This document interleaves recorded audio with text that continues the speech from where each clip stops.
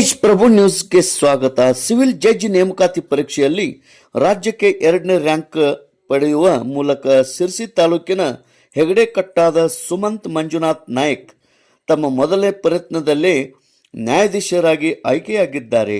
ಡಿಸೆಂಬರ್ನಲ್ಲಿ ಅಂತಿಮ ಪರೀಕ್ಷೆ ನಡೆದಿದ್ದು, ಜನವರಿಯಲ್ಲಿ ಸಂದರ್ಶನ ನಡೆಸಲಾಗಿದ್ದು, ಸದ್ಯ ಕರ್ನಾಟಕ ಹೈಕೋರ್ಟ್ 83 ಅಭ್ಯರ್ಥಿಗಳ ಅಂತಿಮ ಪಟ್ಟಿ ಪ್ರಕಟಿಸಿದ್ದು, ಸುಮಂತ್ ರಾಜ್ಯಕ್ಕೆ 2ನೇ ರ್ಯಾಂಕ್ ಪಡೆದಿದ್ದಾನೆ.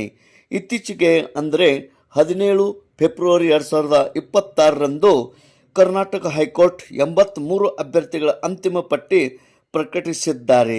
ಸಿವಿಲ್ ಜಡ್ಜ್ ನೇಮಕಾತಿ ಪರೀಕ್ಷೆಯಲ್ಲಿ ರಾಜ್ಯಕ್ಕೆ 2ನೇ ರ್ಯಾಂಕ್ ಪಡೆಯುವ ಮೂಲಕ ಸಿರ್ಸಿ ತಾಲೂಕಿನ ಹೆಗಡೆ ಕಟ್ಟಾದ ಸುಮಂತ್ ಮಂಜುನಾಥ್ ನಾಯ್ಕ್ ಇವರಿಗೆ ಅಭಿನಂದನೆಯ ಮಹಾಪೂರವೇ ಬರುತ್ತಾ ಇದೆ. ಅವರಿಗೆ ಮತ್ತೊಮ್ಮೆ ಮುಗಿದೊಮ್ಮೆ ಅಭಿನಂದನೆಗಳು.